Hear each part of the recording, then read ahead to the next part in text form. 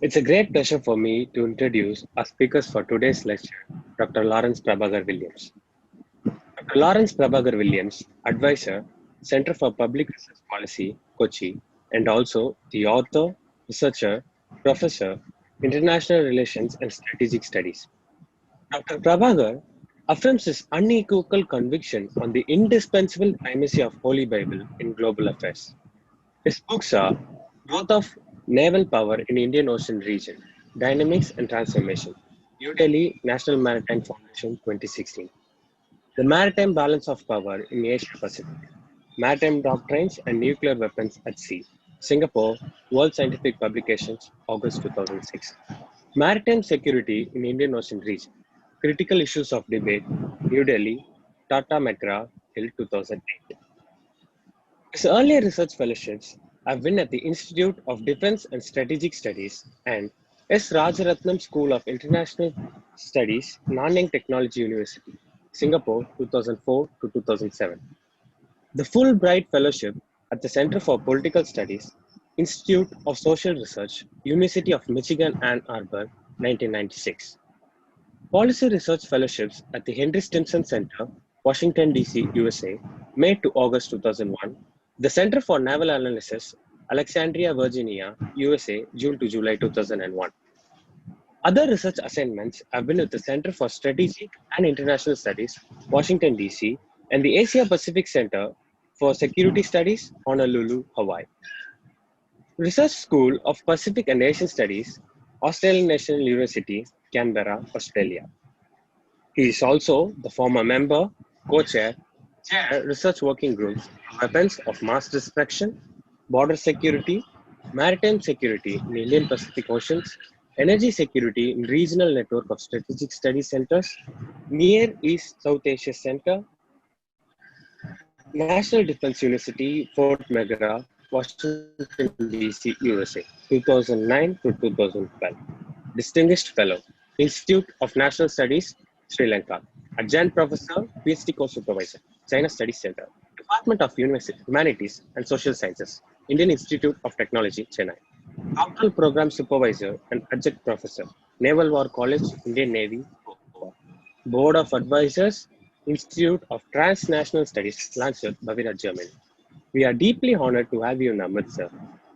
And now, may I request Dr. Prabhakar to kindly deliver your address. Thank you. I thank the Lord God for this wonderful opportunity to come and meet you all on the digital cyberspace and also to do the lecture. I thank Professor Christopher Chandran for those very gracious words of introduction and also for the very kind words of, for the gracious invite and for the very kind, gracious words of introduction. Especially would like to thank each one of my colleagues, Professor Hariharan, Dr. Sudha, Professor Sridhar, Dr. Vivian, Dr. Hans, Dr. Ashik Bonifer, Dr. Joseph Rajan, and all others who are there, and my very dear students whom I miss these days. But I know that things are changing in a direction that we don't anticipate. At this moment, I would like to, for the next half an hour or 35 minutes, I would like to speak to you about what is called as aspirational powers, civilizational states, and the aspect of strategic culture and grand strategy there.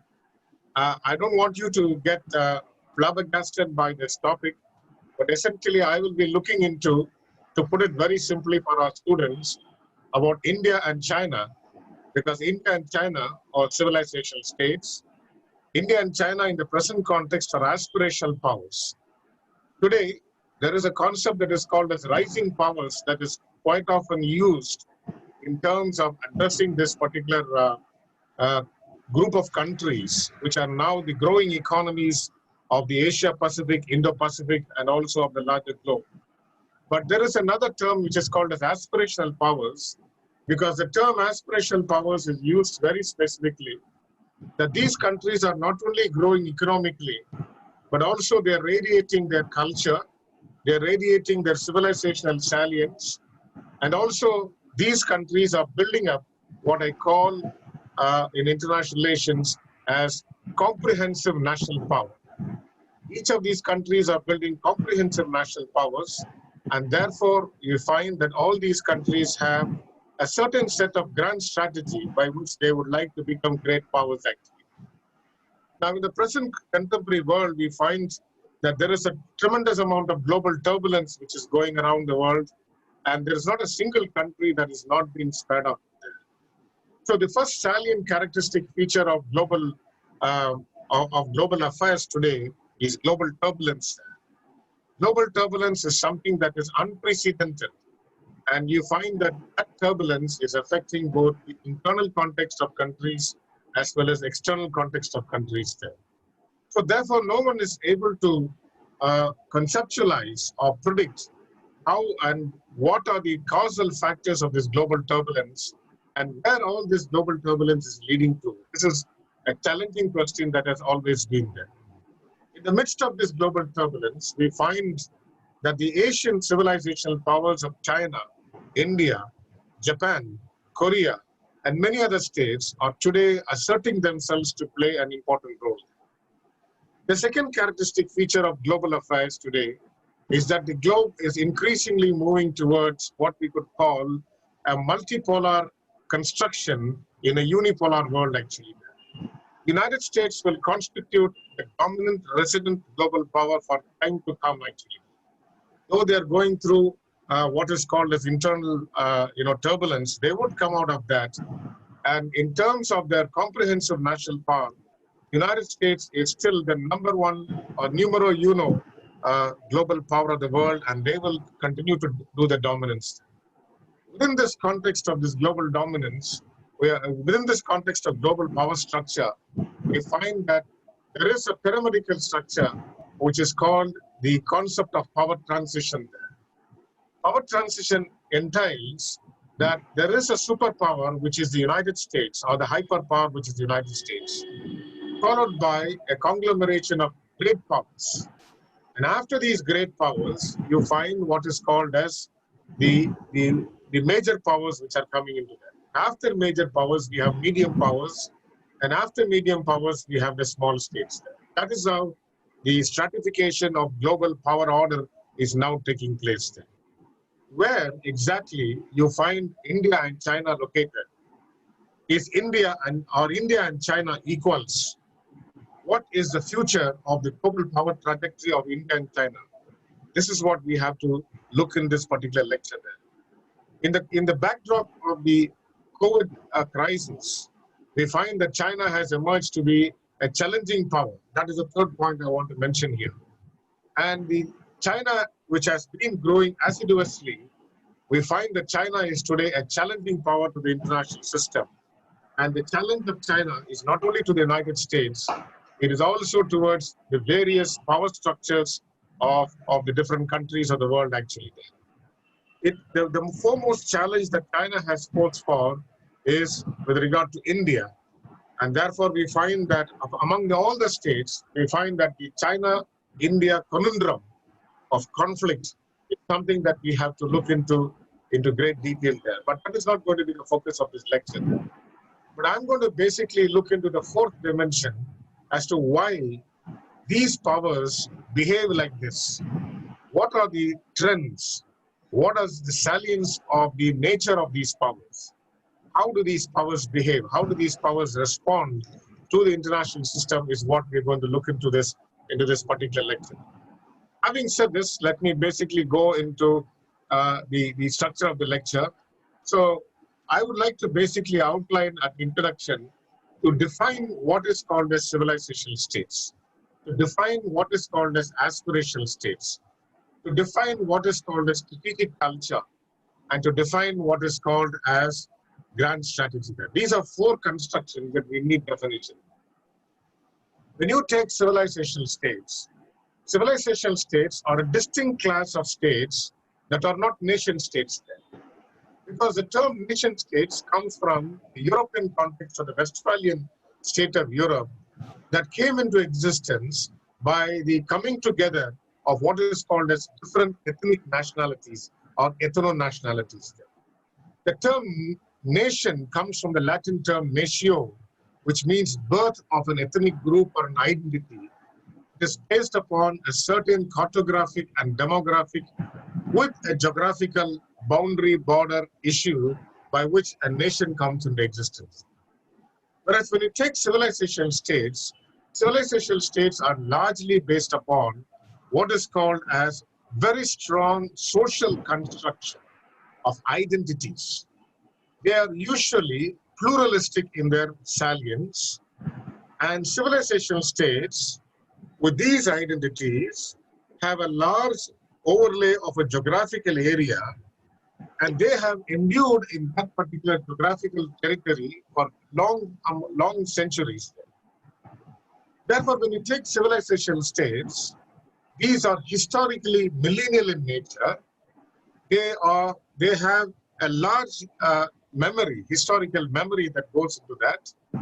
They are very well defined by ethnic identity, lingual identity, value identity, religious identity, and sometimes faith identity also there.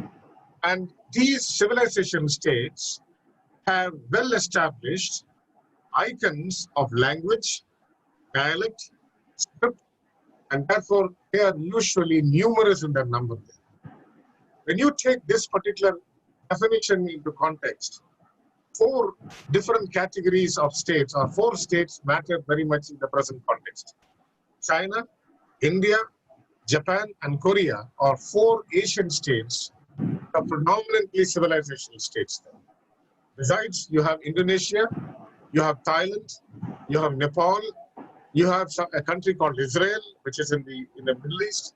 These are also civilization states which you go by the definition. The second definition I would like to give is in terms of strategic culture.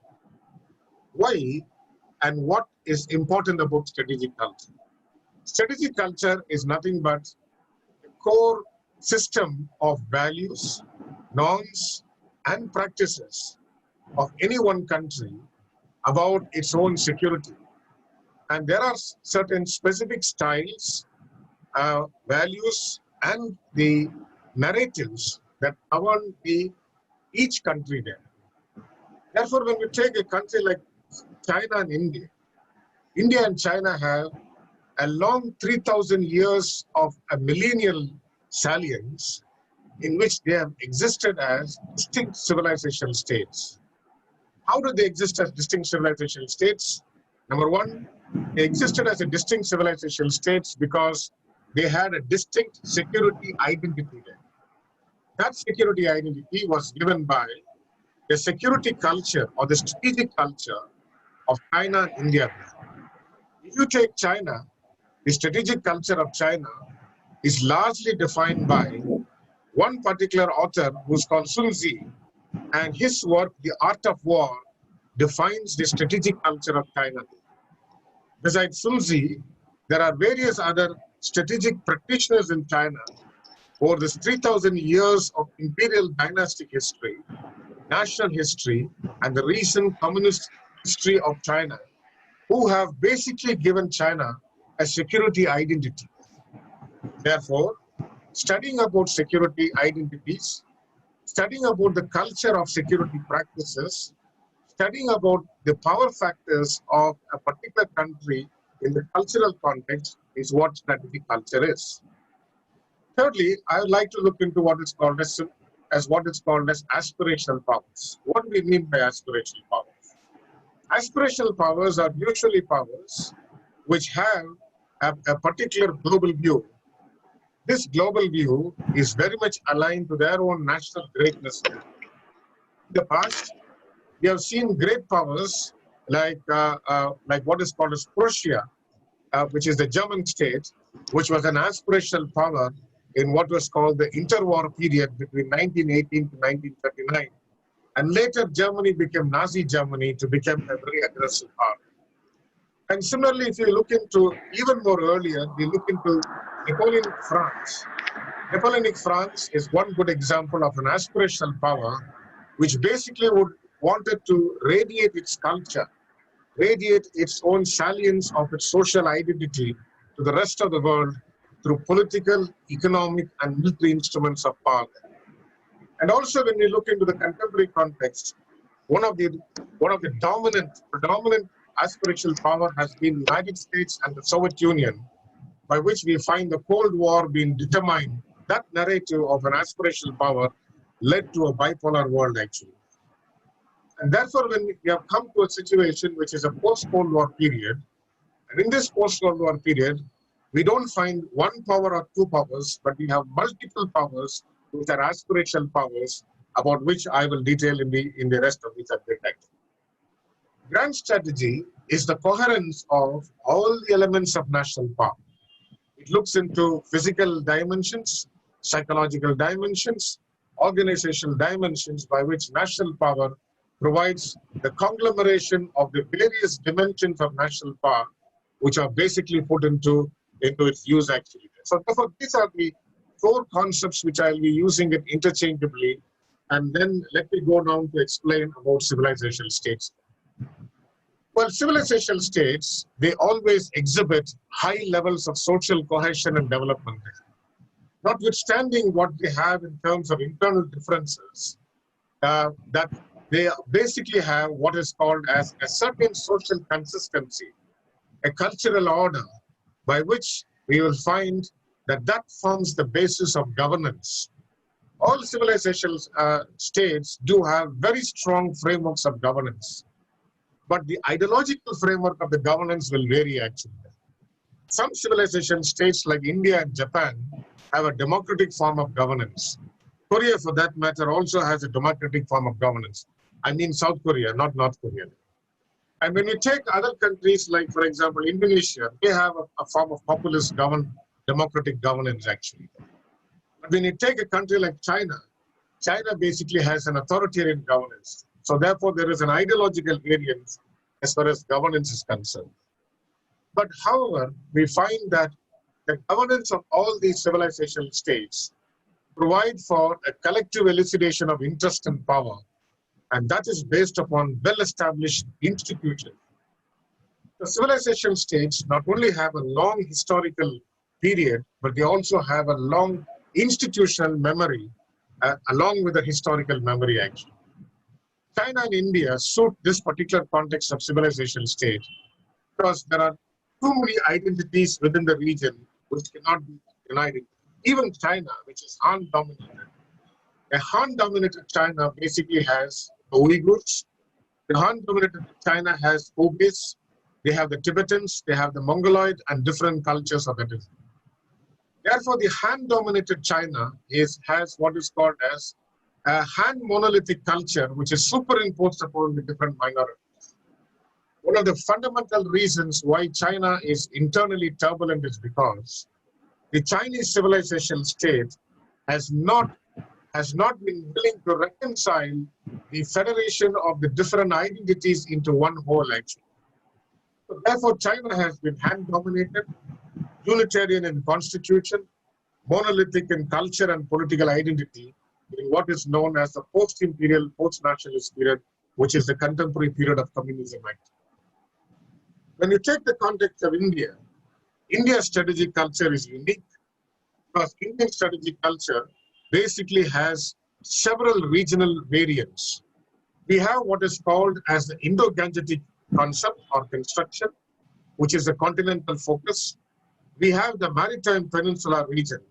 And therefore, when we take the Indian region is diverse, pluralistic, and when we take it from a social constructivist approach, Indian provinces, or what we call the Indian states, are all governed by the norm of democracy.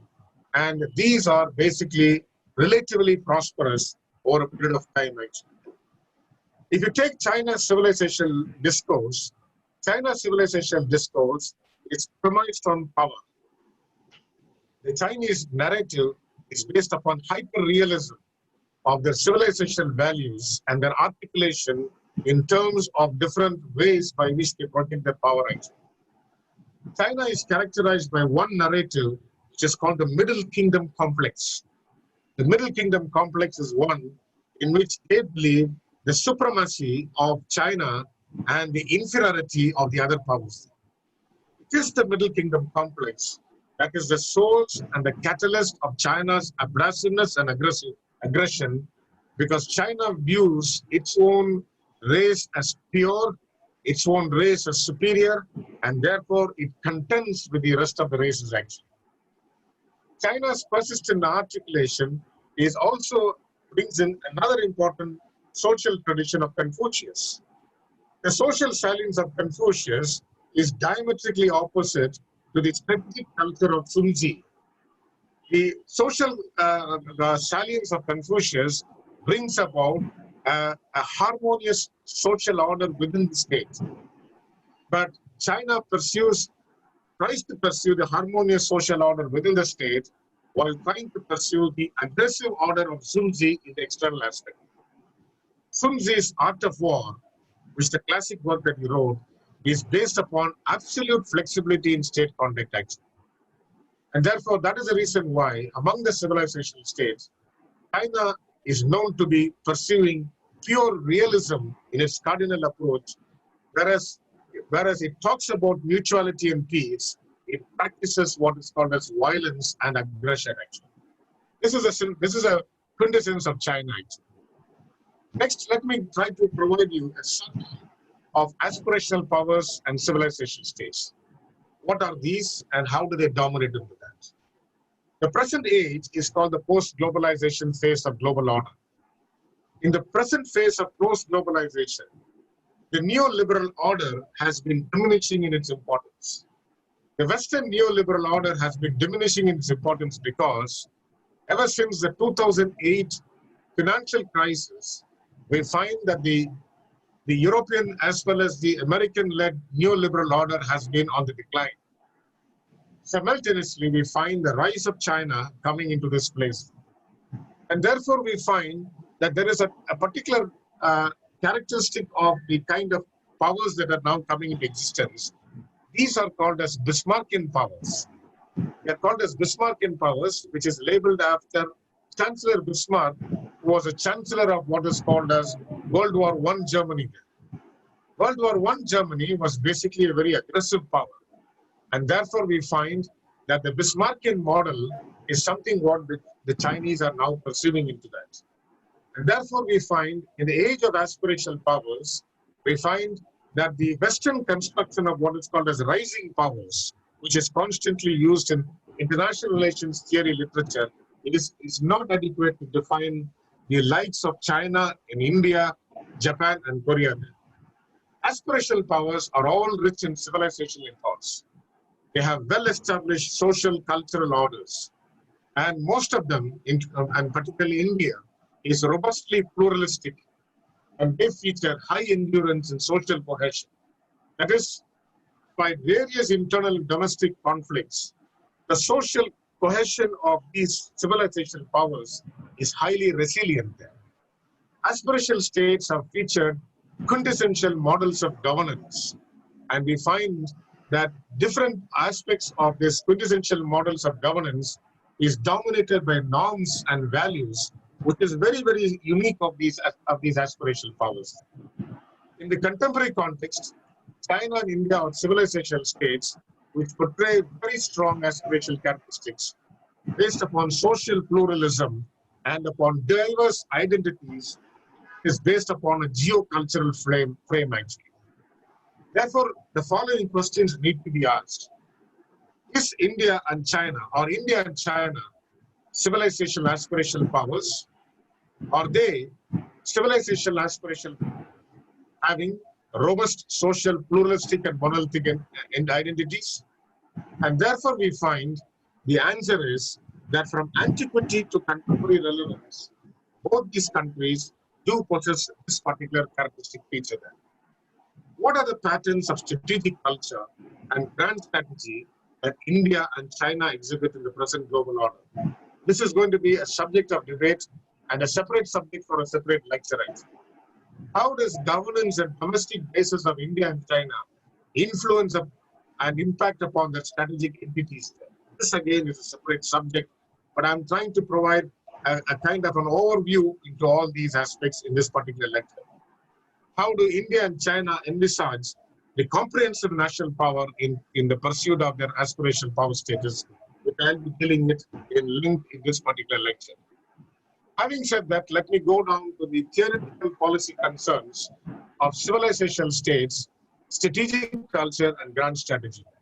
Civilizational states exhibit a millennium normative cultural complex.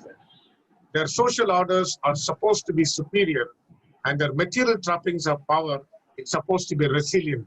This is kind of a definition that is given for civilizational states there. Civilizational states often have been under the colonial rule, and they have always articulated a very strong resistance to the colonial frameworks in defiance of that colonial rule in the post-colonial period there.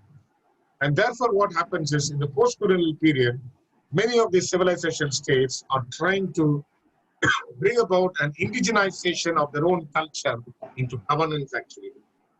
Though India and China do have Western structures of governance, yet we find that India and China are now shifting towards ancient, antiquarian civilization narratives of governance, which is being articulated as far as India and China is concerned.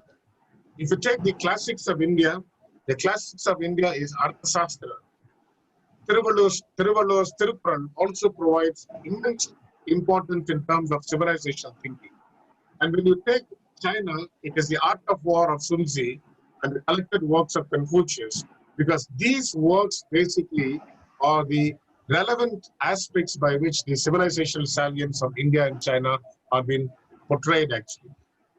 Given the relative social stability and the social order of international relations or the global order, civilization states, they rely upon social norms and customs. While the Western nation states rely upon the legal framework, the civilization states are now leaving the legal framework and are shifting towards their own civilizational social norms and customs there. Law is usually the derivative of norm and custom. Therefore, the civilizational states believe or perceive that going back to social norms and customs of the ancient tradition is one way by which they can be quintessential in the global order. Therefore, the cultural quintessence of civilizational states is that they have a different worldview, which is inherently contradictory to the liberal democratic order there. That is the reason why that China is now pitched against the Western countries as well as India, because China doesn't believe in democracy at all. China's democracy is not representative democracy. China's democracy is not popular democracy, but China's democracy is populist democracy or people's democracy. That's the reason they are called the People's Republic of China. Going furthermore, a civilizational state can be considered as a political configuration very similar to a nation state, but civilizations are based upon communities, and these communities are imagined communities, and they do not have any structure of government that can adequately represent their life. Civilizations are made up of ethnic groups which have common geographic locus, common set of values, shared history, shared culture, and shared socio-political institutions. And more importantly, that they are driven by the language, the dialect, the script, and the values that make up the communitarian beliefs of that particular civilization. A civilization might be seen from a conglomeration of different peoples or ethnic groups, and they continue from ancient periods over vast spaces of territory with certain consistent social and cultural practices. Civilizations undergo changes from their internal diversity, and normally you find within civilizations there is intra-civilizational encounters. That is, two sub-civilizations will try to exchange values, and that will lead to a civilizational value that will come into it. China and India are good examples as to the inter-civilizational narrative that has led to the present civilizational state of China and India. Unlike the rigid territorial borders of nation states, civilizations spread across national borders, and they normally defy territoriality and boundaries. And that is the reason why civilization states do have very strong diasporas. The Indian diaspora and the Chinese diaspora are supposed to be the most numerous diaspora in the world there. And therefore, we find that this is one of the reasons why civilization states are known to be resilient over a period of time. Let me continue with this cultural dimensions of grand strategy and strategic culture. Cultural dimensions of domestic order, governance, and grand strategy of the civilization states are totally in variance into the contemporary global order there, because these civilization states have now become aspirational powers. Their aspirational powers because their economy is growing. Their aspirational powers is because their societies are expanding. Their aspirational powers because the comprehensive national power of these countries are expanding. Therefore, one of the useful means to determine how these countries behave or how these civilization states behave in global context, which is known as sources of conduct, that can be sourced from culture and its manifestation. And that can be sourced from identities and their manifestation. So civilization states promote cultural icons, and they have a very powerful impact in the political, economic, social, commercial, trade, and strategic dimensions of the conduct of the state and its policy. This is a reality, and therefore all public policies, whether they are domestic policy or foreign policy or security policy, these cultural icons of strategic culture, they dominate the narrative of these strategy of these civilization states. Therefore, civilization states rely on strategic culture because strategic culture, in a very practical sense, provides an analytical lens which tends to view the continuities that analyzes the international crisis, and then it provides the motivations as to how the state should respond. Usually, strategic culture is undergirded by the state's historical tendency to know what are its spheres of influence, spheres of its strength, and spheres of its engagement. Strategic culture provides for these civilization states with the enduring legacy of a country's strategic thinking, actually. And that strategic thinking is something that has a very colossal impact in the domestic order as well as the external order of these civilization states. Strategic culture is essentially an attempt to integrate all cultural considerations, the long historical memory and the influences and the analysis of security policies of these civilization states and international relations. Therefore, if you study strategic culture, we will be able to understand grand strategy, which is the fourth constituent, which is a derivative that comes from the cultural dimensions of the civilization states, which is nothing but the pursuit of realist and material instruments of power action. Having said that, let me go to the understanding of how cultural icons have a strategic impact. Culture and its manifestations is always seen in any public policy of any government action. They can be nation states as well as civilization states. Culture and its manifestations provide the sources of conduct. They also provide the identities by which a country is known. Culture and manifestation also seen in the pursuit of core economic interests and strategic interests. Cultural icons and its impact on political, economic, social, commercial, and strategic dimensions, conduct of the state is a reality, and that influences the public policy of every state actually.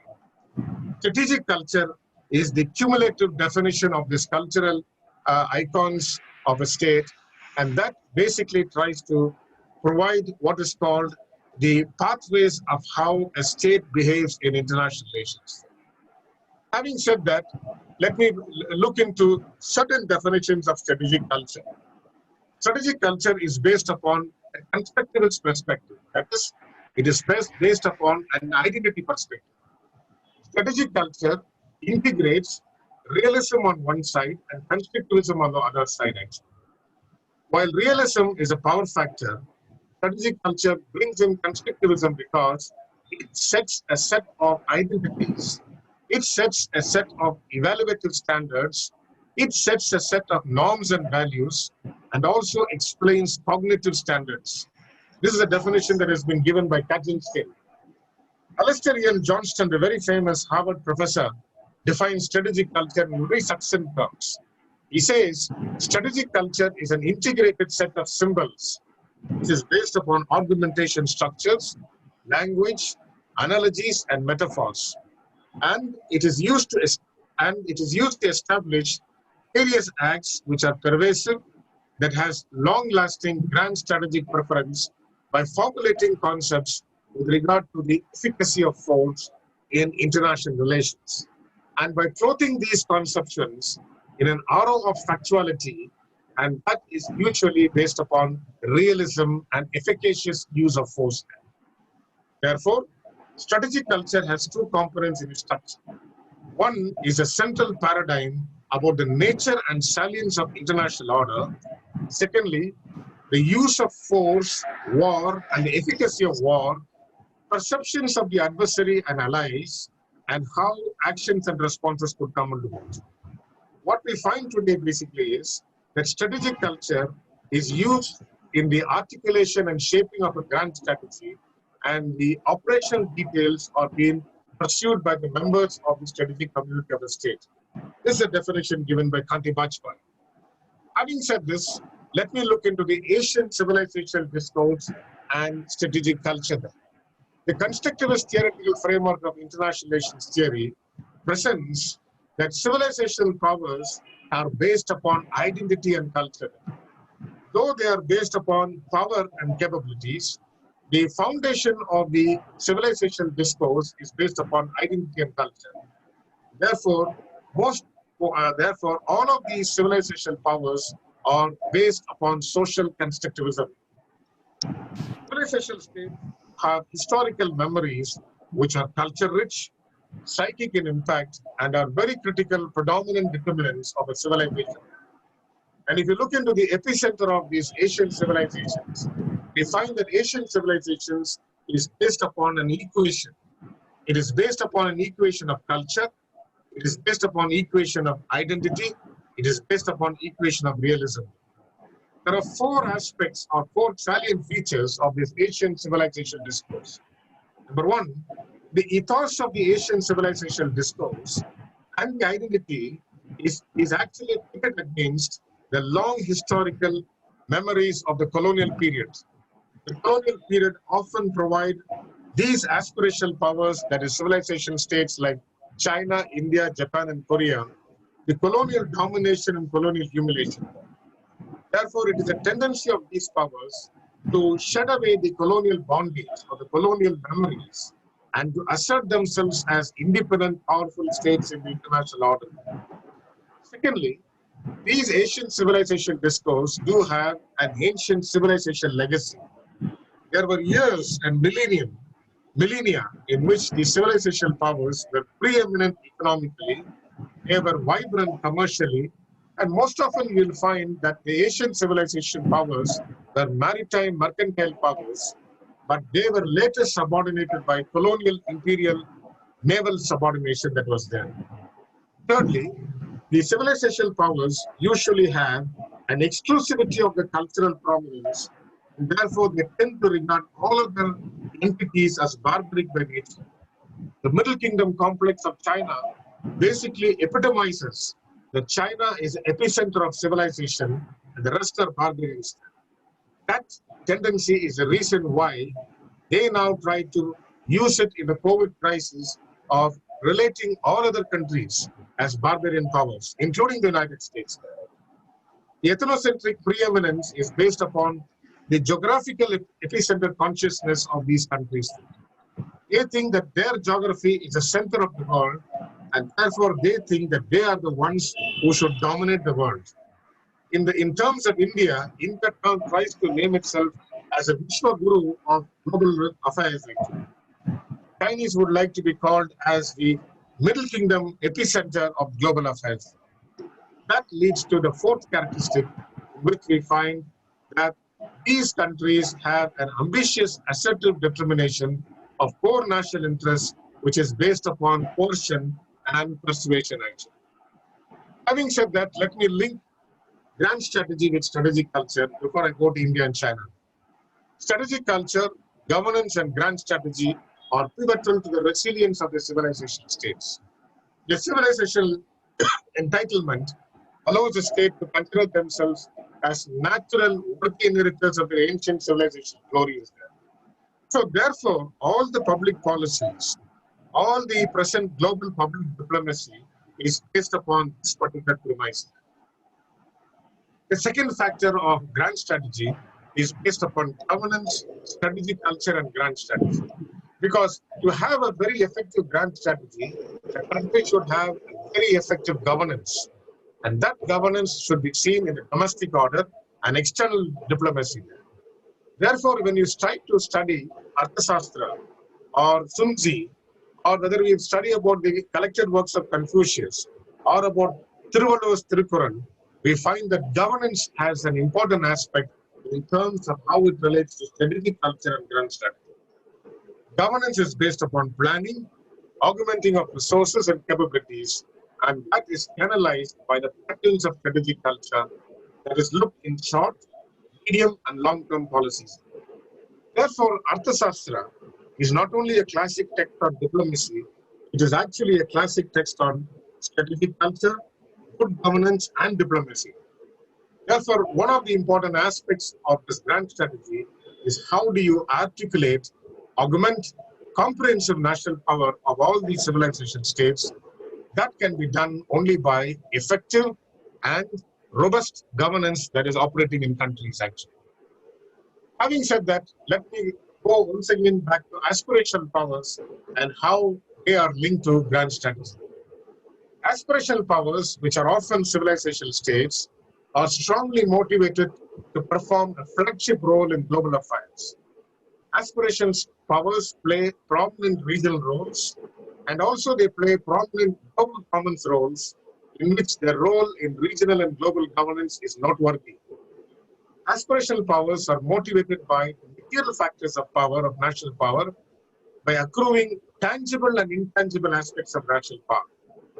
Aspirational powers are usually burdened, within quotations, in terms of cultural and civilizational aspects, because they believe that they have to propagate these cultural and civilizational aspects along with the grand strategy of their own nations. Therefore, aspirational powers deploy very substantial material and non-material resources during humanitarian crisis situations, often using military assets as platforms for goodwill missions there. If you look into the tsunami of 2004, India performed this particular role as an aspirational power because before the United States, Japan and Australia could come to do the rescue operations, India performed what is called as the tsunami relief assistance to countries in Southeast Asia and South Asia, even though India was hit by the tsunami. Therefore, aspirational powers employ a toolkit of soft power, smart power, and discreetly employ hard power to regional aspects. They very selectively join coalitions, and most of their policies, whether to join the global narrative or not, is determined by one criteria, which is called strategic autonomy. What is strategic autonomy? Strategic autonomy is usually pursued by aspirational powers and mostly civilization powers, that they will pursue their foreign policy based upon their own particular national interests or national interests on a case-by-case basis in any particular international situation. What are the other aspects of aspirational powers and grand strategy? Aspirational powers engage in various new regionalism. One of the important factors that China is today very influential is since 2013, they have launched what is called the One Belt, One Road, which is otherwise called the Silk Road Economic Belt and the Maritime Silk Road. Today, it is known by a term called BRI, the Belt Road Initiative. 5 years after the global economic crisis of 2008, China launches this new regionalism of Belt Road Initiative in 2013, both in Kazakhstan as well as in Indonesia. In Kazakhstan, President Xi Jinping gave an address with regard to the Silk Road Economic Belt, and in Indonesia, he gave an address with regard to what is called as a Maritime Security Road. Following China today, we find that India also is looking into certain constructions like the Project Mossa, the Act East policy. And therefore, we find that by far the most successful regional initiative or the new regional initiative, new regionalism initiative of Aspirational Powers is a Belt Road initiative of China. Today, the Belt Road initiative spans across continents. It is more than $4 trillion in terms of its investment. And therefore, we find next to the what we could call as the Marshall Plan, we find that this particular new regionalism has been very important actually of China. Aspirational Powers use new regionalism, which is based upon a culture, a commerce, and a connectivity dimension by which regional spheres of influence and public diplomacy can be determined. Aspirational Powers are very active stakeholders in global missions, in UN peacekeeping missions, and as well as they also involved in capacity building states. All that I've been enumerating has been done by the United States. And in short, what we see today is that India and China, or China and India, are emulating the United States because the United States has been the foremost aspirational power. Aspirational powers are often willing to invest in the neighborhood diplomacy, though they have their own state-first priorities. Aspirational powers are also reluctant to expend substantial resources in public goods. Today, whenever we talk about public goods in terms of whatever is happening in the global arena, aspirational powers like China and India are not willing to put all their resources into public goods diplomacy and global commerce. Aspirational powers are regional hegemons, and they also have strategic weaponry, especially nuclear weaponry, space power, because they provide the status symbol for these countries. Aspirational powers are disposed for regional alliances, and they try to avoid and thwart extra-regional global hegemonic presence coming into the region. Having said that, let me go to the India-China comparison, and then let me conclude this. If you look at the India-China context of aspirational powers in civilization states, we find the following aspects of India. India's ancient civilization legacy comes from the Hindu-Buddhist religious beliefs.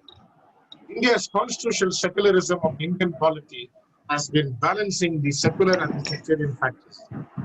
India's political elite have conveniently used the civilization narrative to evoke this patriotism in the Indian public and policy circles. And therefore, today we find that very often that the Indian leadership constantly uses the Indian ancient civilization heritage in national and international audiences. Prime Minister Modi's recent policy announcements and speeches exemplify this particular trend of Indianness. Therefore, the question that is now asked is India an emergent power? Is India a transforming power? And is India a power which is ready to exercise its own capabilities? Having said that, what kind of India will be in the next decade or the next half century? Will India be a rule maker that will shape the structures of global power, or India will be a rule taker actually? And how would this impact upon the global systemic structure of power, and whether India will be a part of the multipolar balance is what we have to look into that. Following that, we find that India basically has certain weaknesses and certain strengths actually. Now, the first important weakness that India has is a hyped promise of economic growth. Now, this hyped promise of economic growth is an alarming signal because today, in the event of COVID, we find that Indian economic performance has depreciated alarmingly. And therefore, India is trying to adopt its own version of the gross domestic product and tries to interpret economic growth according to the economic conditions within this country. Therefore, whether this economic growth is going to take off, what is the resilience of India to bounce back is something that we have to study. Secondly, India's resilience has been decapitated by demonetization because that actually catalyzed crony capitalism in India, and it dealt a little blow on the middle and the lower middle classes. That kind of decapitation does not make India an aspirational power actually. This decapitation of demonetization has actually led to a lot of conflicts within the country. It has stoked various civil and civic conflicts, and it has increased regional disparities, providing for lopsided, skewed economic priorities. India's public debt has also been it's been growing there. There has been the left ideological radicalization on one side and the hyper-nationalist sectarianism on the other side, and that is actually leading to a protracted domestic conflict there. And there is also the fact of what we could call as economic contradictions of increased economic growth and the toxic impact of communalization that is actually evaporating all industrial, scientific, technological innovation. These are weaknesses of India. Therefore, India depicts a very complex picture of its grand strategy. And what we find is that though India talks about the hoary tradition of Arthashastra, in contemporary terms, India has not had any long-term preference of policy. India has always been ad hoc in terms of how it has been able to define its policy. Let me just point out, flag 6 defaults of India's strategic praxis. I'm not going to go into the detail for want of time. India suffers a normative default. India professes a particular norm, but is not able to realize the norm in terms of actionable policies, actually. India suffers an intellectual default because today the intellectuals of the country in this country are not brought into the mainstreaming of policy making, actually. The intellectual salience will provide what we could call this multidimensional policy inputs, which is totally absent in the country today. There's a power default. There's a lot of rhetoric that India makes, but very often we find that rhetoric is not matched by power and reality. There is an institutional default in India. India is filled with institutions, but these institutions do not perform. These institutions do not deliver. And therefore, the institutional coherence is lost in this country. India has what is called the reactive default. India does not always initiate a policy, but India always responds to it. Basically, India has an operational praxis default because whatever we outline as grand strategy, very seldom do we bring it into reality there. That is one of the important aspects that comes into it. Therefore, when we look into the pathways of India as an aspirational power, although India is multi-ethnic, multicultural, multi-religious, multilingual, we find that India needs to have an inclusive economic growth and development. This inclusive economic growth and development has to be tolerant, sustainable, and balanced. There is an imperative for a sustainable public policy which has to be equitable and empowering. India needs to have accountable governance which has to be transparent and performance-oriented.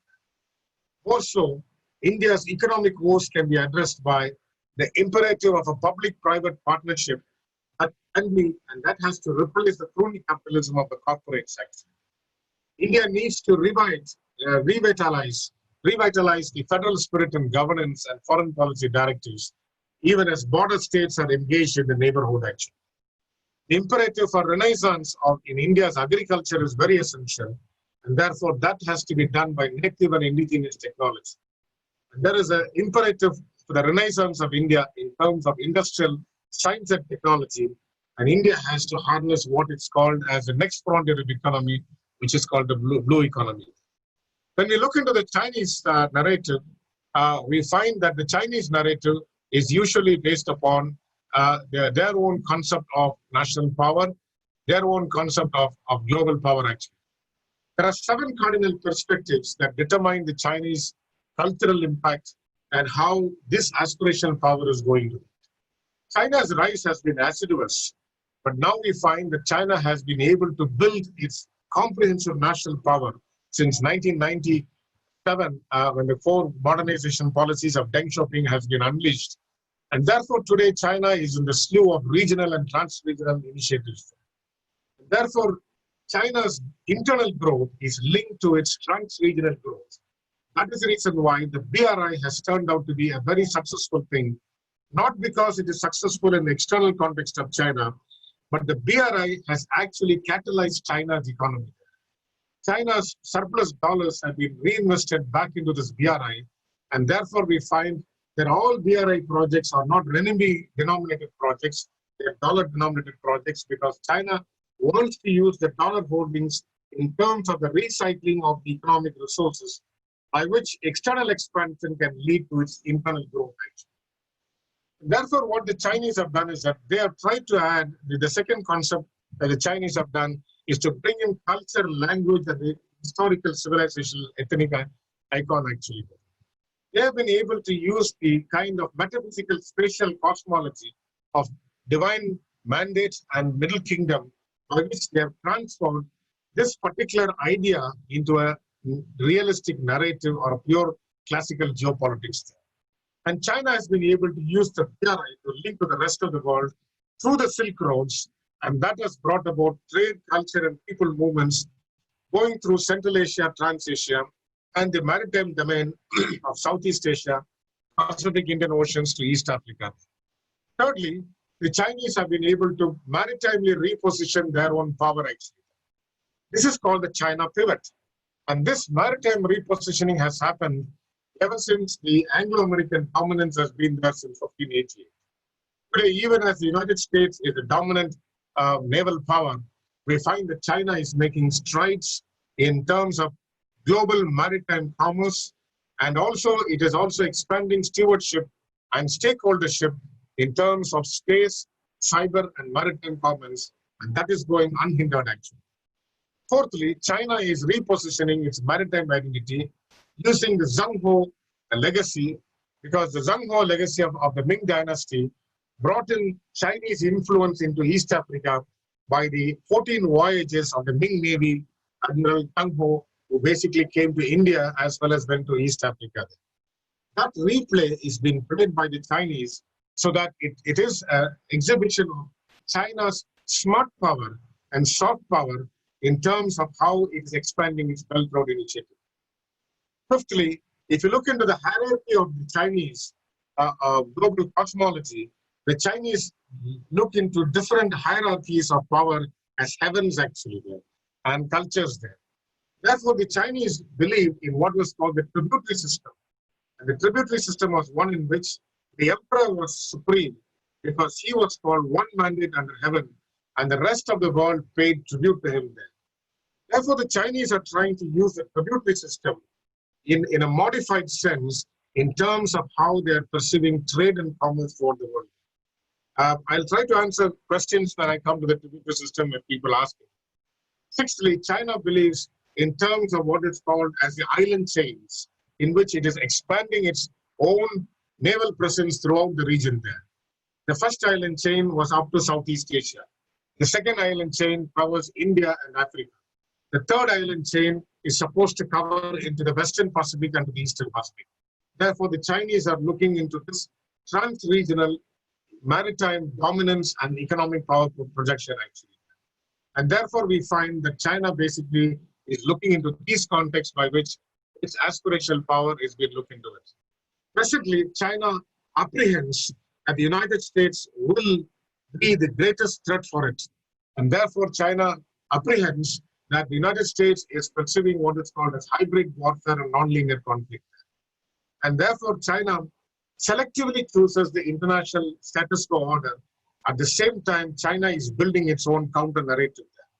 The AAIB, the Asian Investment Infrastructure Bank, the New Development Bank, are all Chinese initiatives to build an alternative order actually.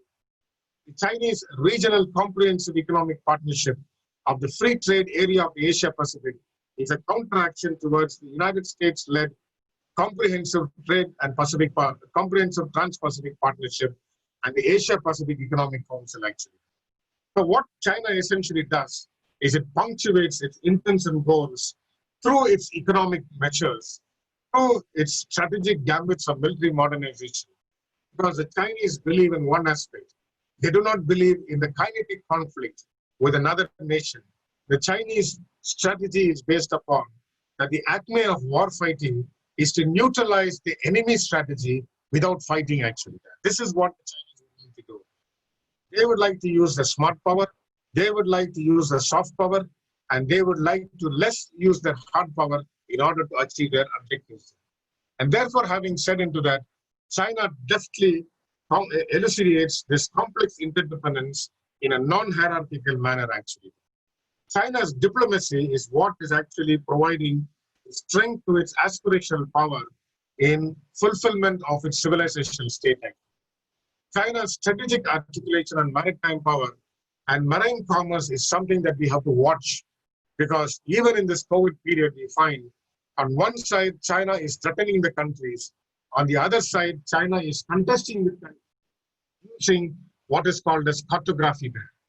This is the Chinese lawfare strategy, that is legal warfare strategy, whereby China is using maps of ancient periods to reclaim what it calls as lost territory there. And all this is being done by the Chinese, employing a civilization narrative and a normative of appeal, which is basically based upon China's willingness to trade with countries. China trades with countries not for the other countries' benefit, but for its own benefit, and that accrues what it's called as grand strategy. Finally, let me conclude this particular lecture, and let me bring this into a conclusion there. Aspirational powers, which are civilization states, are known for the long historical memories and institutional memories, and their zest relies upon the resurgence of a national pride. Today, China and India are driven by national pride, and that national pride is based upon a very solid foundation of comprehensive national power and the growth of national capabilities. Strategic culture aims and aids in the augmentation and accrual of national power and resources, and it also provides how grand strategy vistas can be added towards the assertion of these capabilities. Grand strategy is very much akin to the civilization states, because the ascendancy of the civilization states are now based upon grand strategy, and that is done in order to fulfill their aspirational interest actually. Therefore, in the contemporary context, civilization states like China, India, Japan, and Korea are aspirational powers which have advertised their rise and projection towards what they would like to call cultural civilization quotient that will drive them towards a resurgent role in international affairs. China and India will continue to rise as aspirational powers based upon the narrative of civilization salience, radiating the cultural icons of aspirational power. They try to bring in the comprehensive national power. They try to augur grand strategy through strategic cultures.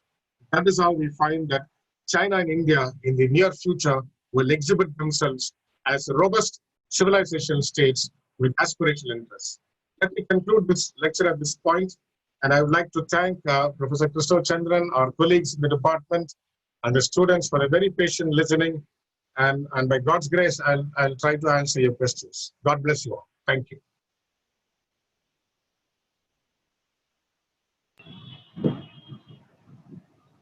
Thank you, sir, for delighting us with your insight throughout the lecture.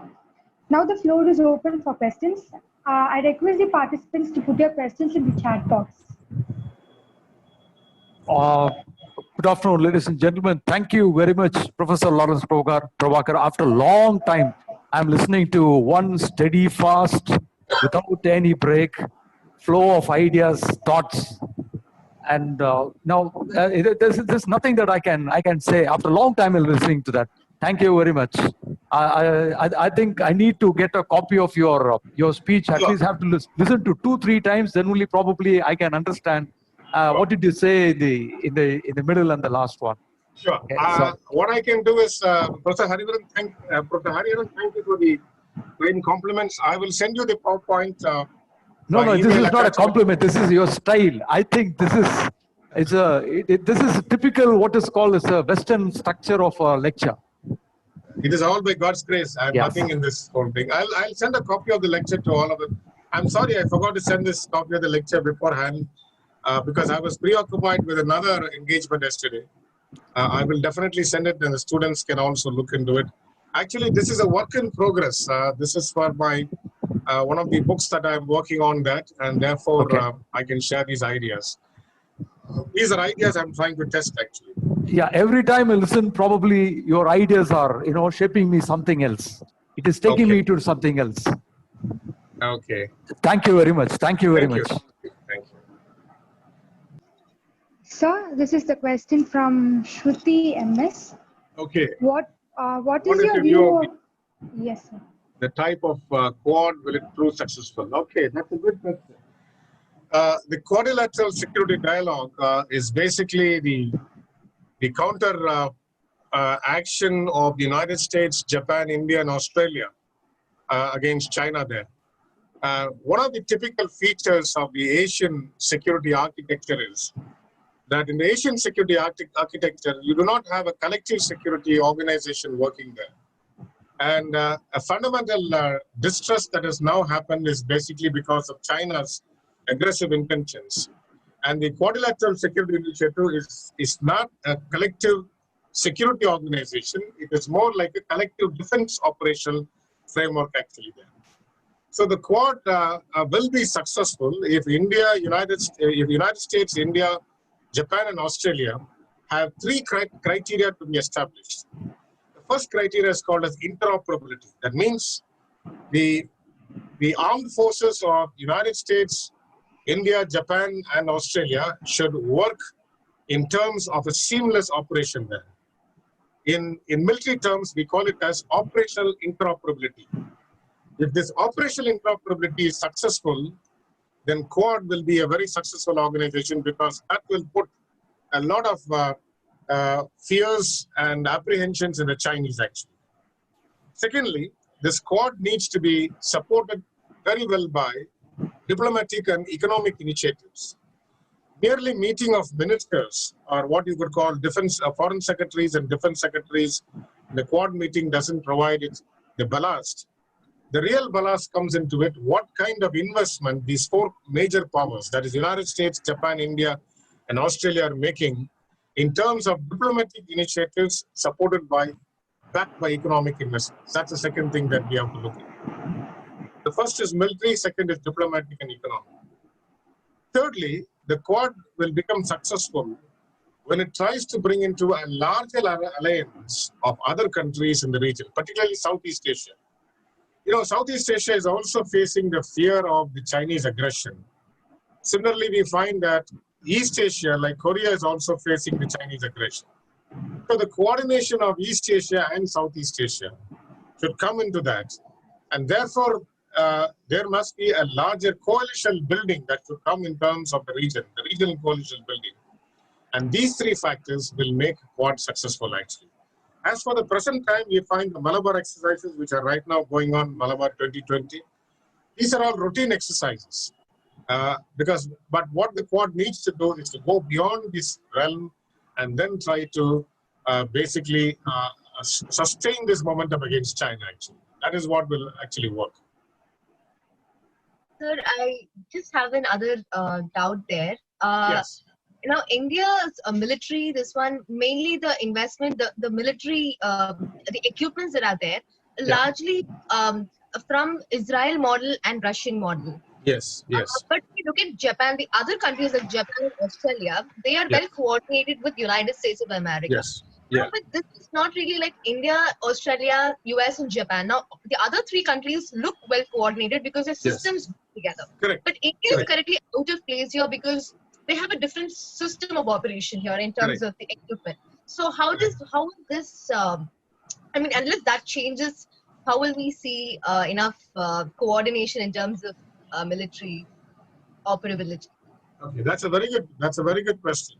Now, what is happening is that even though India has got what you call Russian platforms and Israeli technology, if you look into the recent Indian defense acquisitions, they are largely towards the United States actually there. And that will be facilitated by two important agreements. One is called the BECA agreement. That is the basic, the coordination agreements between, the foundational agreements between US and India. One is called the SISOMA agreement, the LEMO agreement, and the BECA agreements. These three agreements will try to bring in the software transformation of these hardware platforms, in which even though you have a different platform, the software operating in these three areas, that is thanks to the foundational agreements of VECA, LEMOA, and what you call the SISOMA, that will bring about a larger transfer of information. I think the recent 2+2 meetings of the US Foreign Secretary, Defense Secretary, along with the Indian Foreign Minister and External Affairs Minister and Defense Minister, that will actually facilitate what is called the operational dynamics in the software of this interoperability, even though the hardware is different actually. Thank you, sir. There's a question, what would be the role of Japan in the civilization conflict of India and China? will be further exacerbated by Japan? Oh, that's a good question. Oh, Japan of late had been very active until Shinzo Abe was the prime minister. But I think now we find the next Prime Minister Sugi, who has come into power actually there. And we need to see how Japan will respond to this. Japan needs India and the Western flank because that will take the brunt of the Chinese military power, which is focused upon Japan and South Korea there. So therefore, the Japanese would be more keenly interested in further engagement with India in not only economic ties, but also in military-to-military relations. And the 2+2 dialogue is what the next agenda will be, the 2+2 dialogue with Japan.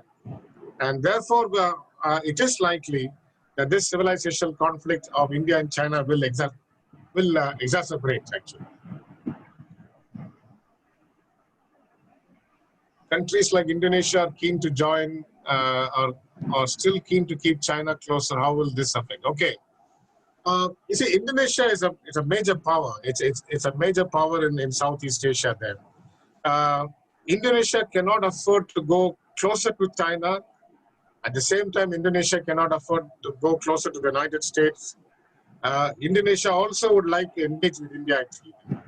So the reason why Indonesia would like to go closer with China is because of the BRI, because the MSR, the Maritime Silk Road, has its own stops in Indonesia there. So Indonesia will be keen to engage with China economically. Militarily, it would like to engage with the United States and India there. That is how Indonesia would like to balance its interests. And Indonesia is an Indo-Pacific power because on the eastern side, it has got the Western Pacific. On the western side, you have the Indian Ocean region there. So that is how geopolitically Indonesia will try to balance between China, United States and India. And also Indonesia has good relations with Japan. So Indonesia will be very opportunistic or experience-oriented in this matter. How will the change of US administration affect China approach?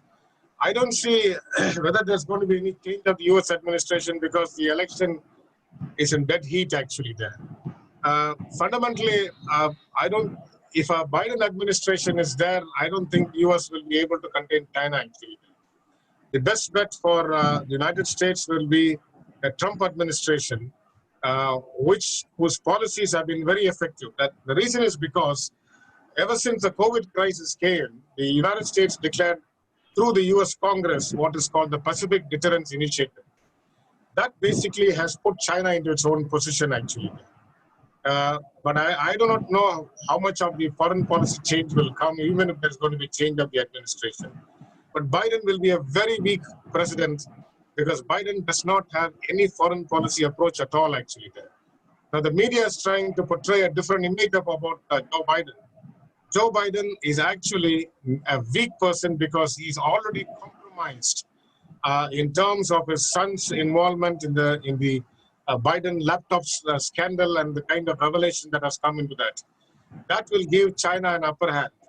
And therefore, the successive administration will not have any kind of it. I think the same thing applied to the Obama administration. One of the reasons why the Chinese become very assertive, what you would call aggrandizement in terms of the South China Sea problem, the East China Sea disputes, is all because of Obama's soft pedaling towards China there. And I think most democratic presidents are very weak in foreign policy. And in fact, they don't deliver much in terms of real value, in terms of security guarantees also there. So as of now, I don't think there will be a change of the US administration because the matter is sub judice, the election matter is sub judice in the Supreme Court. And therefore, the continuation of the administration will actually lead to what is called strengthening of the anti-China measures that to come. The Pacific Deterrence Initiative. I would like you to Google this particular initiative called the Pacific Deterrence Initiative. Let me type it for you in the chat box, and then you will know how and why the Chinese are today contained. They're not engaging; they're contained. This Pacific Deterrence Initiative is the cornerstone of the U.S. foreign policy that has been there.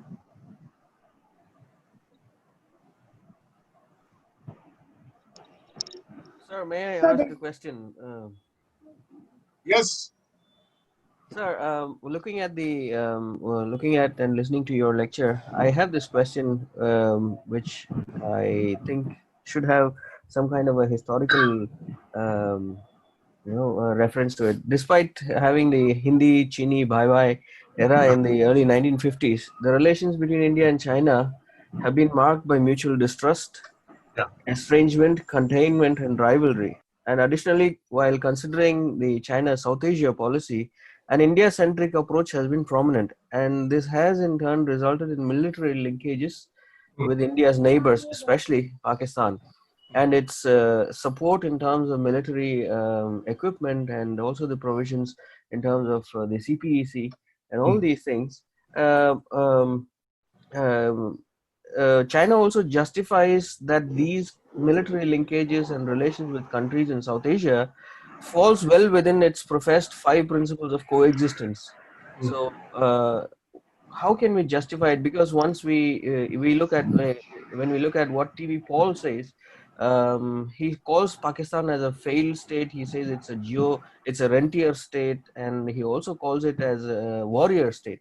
So when we look at all of these factors, how does China actually justify pitting one country against India? Because China considers India to be the only country in the South Asian region which has the potential to match up to its capabilities. So therefore, it does not want to have a peer competitor in the region.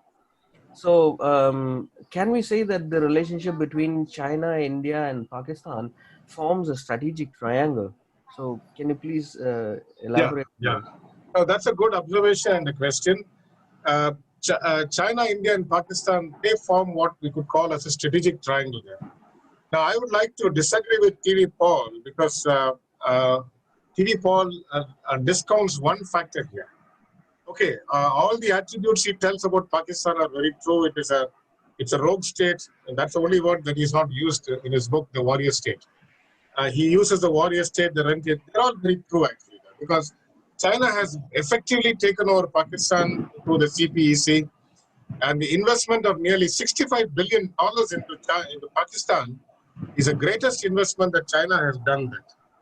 Having made this large investment, I don't think the Chinese are going to leave down Pakistan there. Actually, yes, Pakistan is a rentier state. Pakistan is a what we could call a client state, but Pakistan has got a strategic pivot that China cannot afford to lose, and that's the reason why, in the event of a kind of an escalation in the Ladakh front, there is also the likelihood of a flare-up on the Western front also.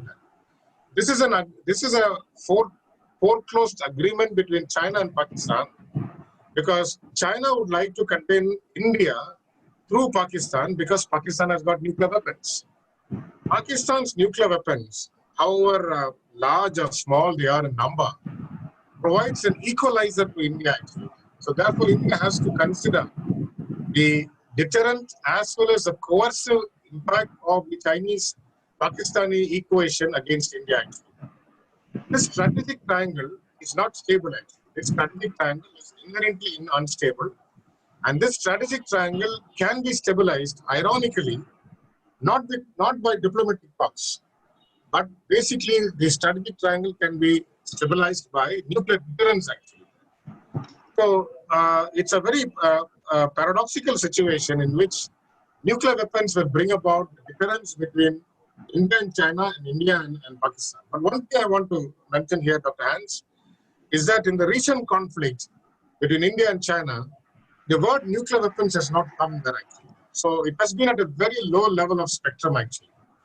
So if there is going to be a research study that can be done for a PhD size thesis, you can basically look into what is called as the India-China imbroglio, the recent imbroglio in the Ladakh region, and the absence of the nuclear rhetoric.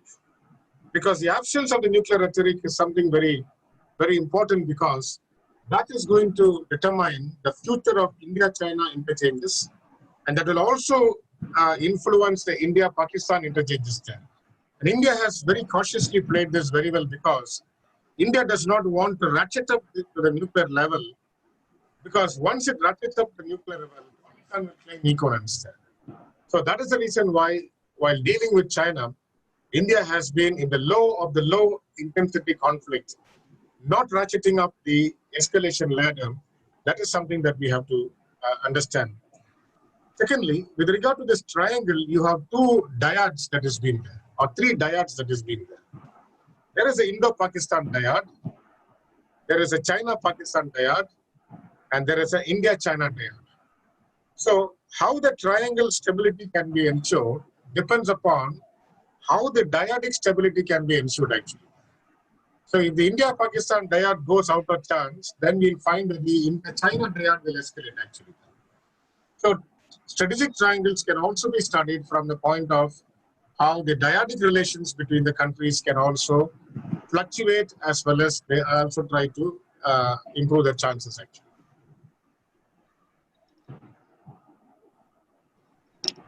Sir, can we end the question session, sir? I think there are no more questions. Well, it's up to you. If there are no questions, I just have one more question, sir.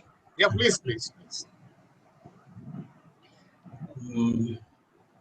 So after understanding what is strategic culture, it looks like the present crisis in India, like Jammu and Kashmir being made an UT, one nation, one card, one nation, one election, one nation, one language, are in fact positive trends in pursuit of strategic culture.